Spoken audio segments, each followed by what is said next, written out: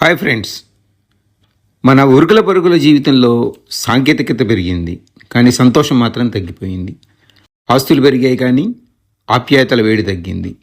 ఒకప్పుడు మట్టిలో ఆడుకున్న బాల్యం ఈరోజు 4 గోడల మధ్య మొబైల్ ఫోన్లో నెమ్మదిగా బందీ అవుతోంది. ఒకప్పుడు చేతికి మట్టి అంటితే చికాకు కాదు, గర్వంగా అనిపించేది. నేటి చేతిలో మొబైల్ లేకపోతే అసహనం పెరుగుతోంది.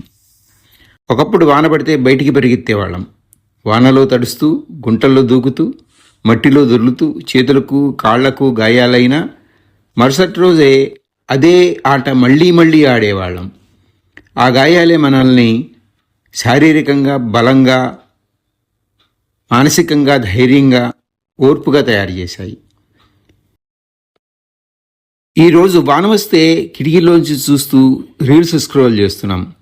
ఒకప్పుడు సాయంత్రం అంటే ఇంటి ముందు పిల్లల అరుపులు, నవ్వులు వినిపిస్తుండేవి. ప్రస్తుతం ప్రతి ఇంట్లో స్క్రీన్ వెలుగు మాత్రమే కనిపిస్తోంది. ఈ తరం పిల్లలు మట్టిలో కాదు, మొబైల్ స్క్రీన్లలో ఆడుతున్నారు. వీడియో గేమ్స్లో క్యారెక్టర్లను చంపుతూ, హింసను సరదాగా చూస్తూ భావోద్వేగాలకు గురవుతున్నారు. దీనివల్ల గెలుపుకు ఆనందం లేదు, ఓటమికి బాధ లేదు, కేవలం నెక్స్ట్ లెవెల్కి వెళ్ళాలనే ఆతృత మాత్రమే. ఒకప్పుడు ఓడిపోతే మళ్ళీ ప్రయత్నించడం నేర్చుకునేవాళ్ళం. ఇప్పుడు ఓడిపోతే గేమ్ రీస్టార్ట్ చేస్తాం, కానీ జీవితాన్ని రీస్టార్ట్ చేయలేము. ఈ నిరంతర స్క్రీన్ ప్రపంచం పిల్లల మనసుల్లో చికాకు, నిరాశ, నిస్పృహ, ఒంటరితనం నెమ్మదిగా నింపుతోంది.